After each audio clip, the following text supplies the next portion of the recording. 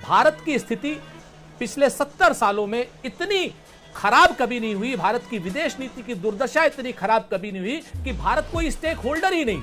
ये जानबूझ के चाह रहे हैं कि भारत कोई ऐसी डिप्लोमेटिक मिस्टेक करे जिससे कि ये बोले अरे देखो देखो देखो भारत का नुकसान हो गया। और ये ठीक ऐसा ही जो है रशिया यूक्रेन में भी चाह रहे थे।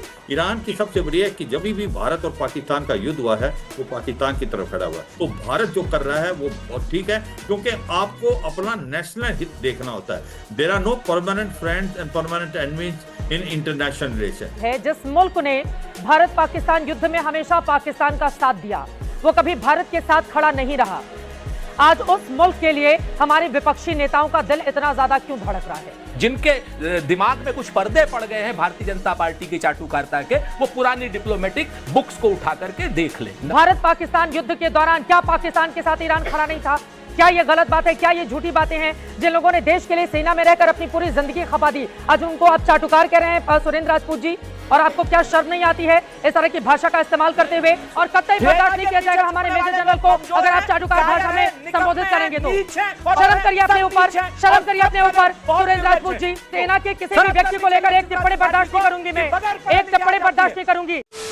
तो हेलो दोस्तों, नमस्कार, जय जय श्री राम। दोस्तों आज का एक और डिबेट वीडियो काफी धमाकेदार होने वाला है, क्योंकि आज के डिबेट में हमें देखने को मिलने वाली हैं न्यूज एंकर चित्रा त्रिपाठी और कांग्रेस पार्टी के प्रवक्ता सुरेंद्र सिंह राजपूत। दोस्तों आज का डिबेट ईरान और इजराइल के युद्ध को लेकर चल रहा था, जिसमें कांग्रेस पार्टी के प्रवक्ता भारत पर ही सवाल उठाने लगते हैं और भारत देश के सेना और आर्मी चीफ का ही अपमान कर देते हैं। फिर उसके बाद चित्रा त्रिपाठी को डिबेट में गुस्सा आ जाता है। फिर उसके बाद कांग्रेस पार्टी के प्रवक्ता का वो ऐसा क्लास लगाती हैं और उन्हें डिबेट में ऐसा जलील करती हैं कि आप सभी को वीडियो देखकर आनंद आ जाएगा। तो आज के इस डिबेट में आप लोग शुरू से लेकर अंत तक बने रहिएगा, पूरे डिबेट को ध्यान से सुनिएगा, तभी आप सभी को पूरी डिबेट समझ में आएगी। और हाँ दोस्तों, अगर आज की ये डिबेट आप सभी को अच्छी लगेगी तो वीडियो को लाइक करके चैनल को हमारे जरूर सब्सक्राइब करिएगा। आइए आज की इस धमाकेदार डिबेट को स्टार्ट करके देखते हैं। चलो भाई देखो अब मैं क्या करता हूँ। बार बार ये सवाल भी पूछे जा रहे हैं और आपका भी रिएक्शन मैंने पढ़ा और देखा ईरान के संदर्भ में। जो आम लोग हैं वो ये सवाल पूछ रहे हैं कि जब हमारा पाकिस्तान के साथ युद्ध हुआ तब ईरान का रुख क्या इंडिया के साथ था? नहीं था। तो आज मौजूदा वक्त पे क्या जरूरत है? अगर 2-3 मजबूत देश लड़ रहे हैं तो उसमें जाकर भारत अपना स्टैंड ले ले और एक तरफ खड़ा हो जाए। गुट निरपेक्षता तो पंडित नेहरू ने ही बनाया ना, और आज उसी को हम फॉलो कर रहे हैं, तो क्या दिक्कत हो गई है राजपूत साहब? पहली चीज तो आपने इजराइल के विदेश प्रतिपक्ष के नेता की बात करी, तो जब ऑपरेशन सिंदूर हुआ था तो उस ड्यूरेशन में एक एक भारतीय और एक एक भारतीय पार्टी, चाहे प्रतिपक्ष में हो चाहे सत्ता पक्ष में, ऑपरेशन सिंदूर के साथ खड़ी थी। चल झूठा। उस दिन तक सारी की सारी पार्टियां नरेंद्र मोदी जी के पीछे खड़ी थी, सर्वदलीय बैठक में खड़ी हुई थी। तो ये तो हमारी नीति है, इसमें तो कहीं कोई दो राय नहीं। अब नरेंद्र मोदी जी अगर राजनीतिक रूप से कमजोर कोई निर्णय लेते हैं और कमजोर रणनीतिक निर्णय लेते हैं तो हम क्या कर सकते हैं? हमें तो फिर उनका विरोध करना पड़ेगा, एक बात। दूसरी बात, भारत की स्थिति पिछले 70 सालों में इतनी खराब कभी नहीं हुई, भारत की विदेश नीति की दुर्दशा इतनी खराब कभी नहीं हुई कि भारत कोई स्टेक होल्डर ही नहीं, भारत की बात कोई कर ही नहीं रहा है। भारत की विदेश नीति की इतनी दुर्दशा हो गई है और हमारी जो इंटेलिजेंस की इतनी दुर्दशा नरेंद्र मोदी जी की सरकार ने कर दी है कि भारत के प्रधानमंत्री इतने बेसुध हो गए हैं कि उन्हें पता ही नहीं है कि 2 दिन बाद इजराइल युद्ध करने वाला है ईरान से, और वहां पर वो जा रहे हैं और कंसर्ट में एक ऐसा पट्टा पहन रहे हैं या एक ऐसा वो ले रहे हैं जिसका ना भूतो ना भविष्य, तो ना उससे पहले वो पुरस्कार किसी को दिया गया ना उसके बाद वो किसी को पुरस्कार दिया जाएगा। तो आज की डेट में अगर भारत की स्थिति इतनी अनिर्णय की हो गई है, भारत की स्थिति इतनी अनवैलिडेट हो गई है, इतनी जीरो हो गई है कि हम पूरी दुनिया में कोई स्टेक होल्डर ही नहीं, अगर इस पर हम सवाल उठाते हैं, जीसीसी में यानी गल्फ कंट्रीज में अगर हमारे 1 करोड़ भारतीयों का भविष्य दांव पर लगा हुआ है, दुबई सहित 40 देश हैं उनमें 1 करोड़ भारतीय से ज्यादा रह रहे हैं। और सबसे मजे की बात बताता हूं चित्रा जी, शायद और किसी का ध्यान नहीं गया होगा इस पर, जितने एपेस्टीन फाइल के शेयर होल्डर्स हैं, जितने, चाहे वो गल्फ कंट्री के लोग हों, सऊदी अरब के हों, कहीं के हों, जो भी स्टेक होल्डर एपेस्टीन फाइल के हैं, चाहे वो यूएस के स्टेक होल्डर्स हो, चाहे हमारे हिंदुस्तान के स्टेक होल्डर्स हों, चाहे हरदीप पुरी जी हो, चाहे मोदी जी का नाम लिए हुए हों, वो सारे के सारे युद्ध में रत हैं, युद्ध कर रहे हैं, मानवता के खिलाफ युद्ध कर रहे ठीक हैं, और है। या फिर चुप बैठे हुए हैं। ठीक है। ये एप्स्टीन फाइल का भी एक असर आपके सामने आता है। एक तो सवाल हमारी सुरेंद्र विदेश नीति राजपूत जी, की दुर्दशा बिल्कुल क्यों सही हो बात रही है, लेकिन 1965 और 1971 में तो एप्स्टीन फाइल था नहीं। Good question. You are a good question. यहाँ पर देखिए, निशिकांत दुबे की ओर से, जो सांसद हैं, उनकी ओर से कुछ डॉक्यूमेंट लगाते हुए सोशल मीडिया पर लिखा गया है कि ईरान ने 1965 और 1971 में पाकिस्तान को हमारे यानी भारत के खिलाफ लड़ने के लिए पैसे, विमान और हथियार दिए थे। और आज भारत अगर चुप है ईरान के इस मसले पर, क्योंकि उनकी आपस की लड़ाई है, तो आप कह रहे हैं नहीं, हमें तो इन्वॉल्व होना चाहिए। जब तत्कालीन प्रधानमंत्री इंदिरा गांधी जी की हत्या हुई थी, तो ईरान के तत्कालीन सर्वोच्च धार्मिक नेता खुमैनी साहब ने भी किसी प्रकार का कोई बयान जारी नहीं किया था, कोई बयान जारी नहीं किया था। सुरेंद्र राजपूत जी, हमको जारी करना चाहिए, हमें अपना हित भूलकर पहले खुद जाना चाहिए उसमें।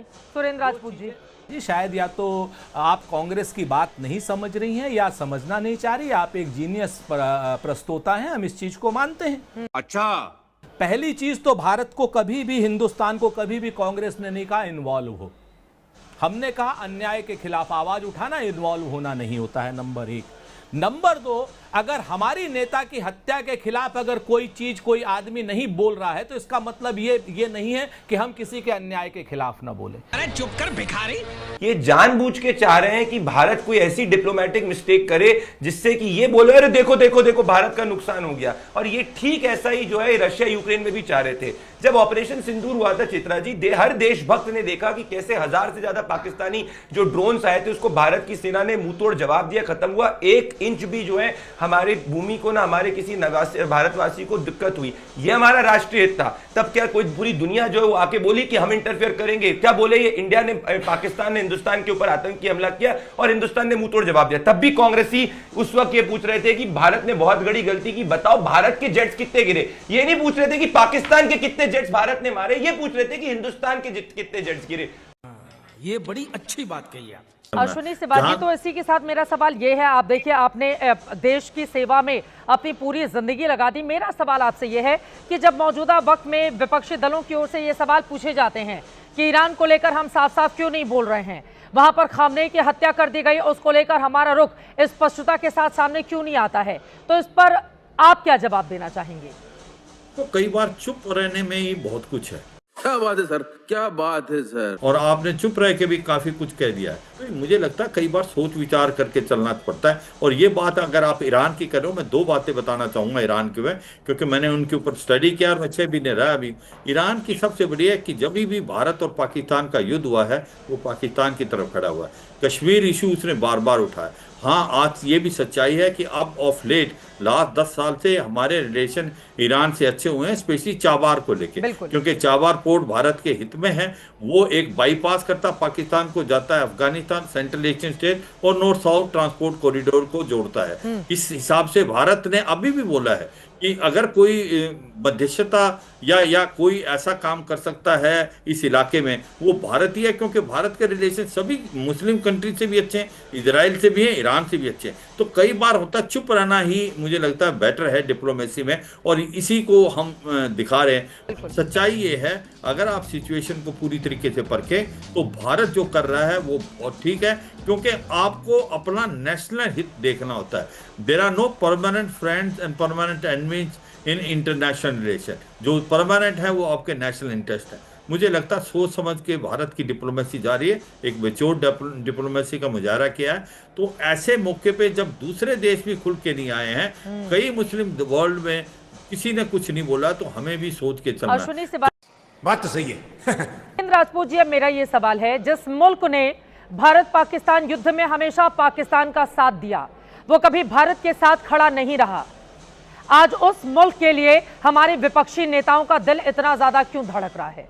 सुरेंद्र राजपूत जी, 2 चीजें बड़ी स्पष्ट है। पहली चीज तो भारतीय जनता पार्टी और उनका इकोसिस्टम झूठ बोल रहा है, छल कर रहा है, कपट कर रहा है, प्रपंच कर रहा है। अच्छा है कि ईरान के साथ हमारे अच्छे रिलेशन नहीं रहे। ईरान ही इकलौता ऐसा देश था पूरे ओपेक मुल्कों में, जितने यहां पर डिप्लोमेट बैठे हुए हैं, ये भी कान खोल कर सुन लें कि इस कश्मीर का मुद्दा अगर अंतर्राष्ट्रीय स्थिति में नहीं आने दिया तो हमेशा ईरान ने भारत का साथ दिया है।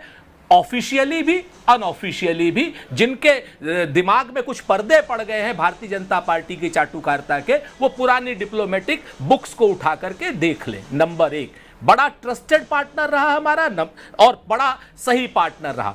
दुर्भाग्य है आज की डेट में भारत का कि नरेंद्र मोदी की यहां पर सरकार है और इन्होंने अपनी हमारी विदेश नीति जो 70 साल से बड़ी ताकतवर थी, अमेरिका और इजराइल के चरणों में रख दी है। तो क्या सुरेंद्र राजपूत जी, एक लाइन में जवाब इसका, भारत पाकिस्तान युद्ध के दौरान क्या पाकिस्तान के साथ ईरान खड़ा नहीं था? क्या ये गलत बात है? क्या ये झूठी बातें हैं? जिन लोगों ने देश के लिए सेना में रहकर अपनी पूरी जिंदगी खपा दी, आज उनको आप चाटुकार कह रहे हैं सुरेंद्र राजपूत जी? मतलब आपके ये दिन आ गए हैं बोलने के लिए और आपको क्या शर्म नहीं आती है इस तरह की भाषा का इस्तेमाल करते हुए? आपके हाँ मिलाएंगे बैठ के हमारे मेजर जनरल? सुनिए पत्रकारों को अब टिप्पणी करते करते आज सेना के लोगों पर भी आप चाटुकार वाली भाषा का इस्तेमाल कर रहे हैं राजपूत साहब। साले का खोपड़ी तोड़ साले। कितनी गलत बात है ये। पीछे मत छुपे सेना के पीछे क्या ना छुपे? किसी भी रूप में सेना सबसे पहले इस देश के लिए, किसी भी रूप में सेना सबसे पहले इस देश के लिए। सुरेंद्र राजपूत जी, सरकारें आएंगी जाएंगी, लड़ने के लिए सेना के लोग बॉर्डर पर रहते हैं। क्यों नहीं सेना की बात होगी? क्यों नहीं सेना की बात होगी? और कतई बर्दाश्त नहीं किया जाएगा हमारे मेजर जनरल को अगर आप चाटुकार भाषा में संबोधित करेंगे तो। पत्रकारों को बोलते बोलते इस तरह की आदत पड़ गई, अब सेना तक पहुंच गए। क्यों अश्विनी श्रीवास्तव को लेकर आप इस तरह की टिप्पणी करेंगे? शर्म करिए अपने ऊपर, शर्म करिए अपने ऊपर सुरेंद्र राजपूत जी, शर्म करिए अपने ऊपर। और शर्म करनी चाहिए चित्रा, आपको शर्म करनी चाहिए सुरेंद्र राजपूत जी। आपकी हिम्मत कैसे हुई मेजर जनरल अश्विनी श्रीवास्तव को चाटुकार कहने की? चाटुकार होंगे आप, चाटुकारिता करिए आप, चाटुकारिता कर करके राजनीति में बढ़िए आप। खबरदार जो हमारे सेना के लोगों के प्रति एक भी टिप्पणी की तो कतई बर्दाश्त नहीं किया जाएगा। ये बिल्कुल गलत बात है। हमारे रिटायर्ड अधिकारी जीवन अपना पूरा उन्होंने खपा दिया देश की सेवा करते हुए और बैठकर यहाँ पर राजनीति चमकाने के लिए सेना के लोगों को लेकर आ रहे हैं। आपको शर्म आनी चाहिए और बिल्कुल गलत बात है। सेना के किसी भी व्यक्ति को लेकर एक टिप्पणी बर्दाश्त नहीं करूंगी मैं, एक टिप्पणी बर्दाश्त नहीं करूंगी। हम लोगों पर टिप्पणी करते करते आप लोगों को रोने की आदत पड़ गई। मेजर जनरल अश्विनी श्रीवास्तव को बोला भी कैसे आपने? इतनी गलत बात है ये। मनीष जी, एक क्लोजिंग टिप्पणी, भारत को कैसे तैयार रहना चाहिए? गलत बात है, कतई बर्दाश्त नहीं होगा सेना के ऊपर इस तरह की टिप्पणी, और ये बिल्कुल गलत बात है। पहले मीडिया को, फिर उसके बाद संस्थानों को, अब हमारे सेना के मेजर जनरल को आप चाटुकार बोल रहे हैं। अगर सच्चाई आपको बता दी तो चित्रा जी, ईरान खड़ा रहता ना हमारे साथ भारत पाकिस्तान युद्ध के दौरान, हमारे लोग मारे गए। हम क्यों नहीं 1971 का हम जिक्र करते हैं? एक सेकंड मिस्टर, सुनिए मेरी बात। ये सही बात है कि इंदिरा गांधी की वजह से बांग्लादेश बना, लेकिन ये भी सही बात है कि हमारे हजारों लोग मारे गए। कितने लोगों के नाम याद होंगे? हमारे सेना के कितने लोगों ने शहादत दी है? कितने लोगों के नाम याद रहते हैं? नरेंद्र मोदी का नेतृत्व कायर निकला। ठीक है, बोलते रहिए नरेंद्र मोदी को जो बोलना हो, लेकिन सेना के खिलाफ एक शब्द निकाली तो बर्दाश्त नहीं किया जाएगा। Closing comment Manish ji. चित्रा जी, जैसा आप देख रहे हैं, तू तड़ाक मत करिए, ये तू तड़ाक मत करिए, ये आपकी पार्टी के अंदर होता होगा ये तो। और मुझसे तुम में बिल्कुल बात नहीं करेंगे आप। एक राष्ट्रीय चैनल के एंकर हूं मैं, ये तू तड़ाक अपने नेताओं को बोलिएगा। कैसे कैसे लोग रहते हैं यार यहाँ पर। तो दोस्तों, आज का ये डिबेट यहीं पे खत्म हो चुका है। उम्मीद करता हूं आप सभी को ये डिबेट पसंद आया होगा। तो आज के इस डिबेट के बारे में और कांग्रेस के प्रवक्ता सुरेंद्र सिंह राजपूत के बारे में आप सभी का क्या राय है? आप लोग अपनी राय वीडियो के कमेंट बॉक्स में हमें जरूर बताइएगा। और हाँ दोस्तों, अगर आज की ये डिबेट आप सभी को अच्छी लगी है तो वीडियो को हमारे लाइक कर दीजिए और चैनल को हमारे सब्सक्राइब कर लीजिए, क्योंकि हमारे चैनल पे आप सभी लोगों को ऐसी धमाकेदार डिबेट देखने को मिलती रहेगी। और हाँ दोस्तों, आप लोग इस वीडियो को अपने दोस्तों और अपने परिवार के पास ज्यादा से ज्यादा शेयर कर दीजिए, ताकि उन तक ये वीडियो जाए और वो लोग भी इस वीडियो को देख सकें। आप सभी लोगों से हम जल्दी मुलाकात करेंगे एक और शानदार डिबेट के साथ। तब तक के लिए आप लोग अपना और अपने प्यारे परिवार का ध्यान रखिए। जय हिंद, जय भारत, वंदे मातरम, जय जय श्री राम।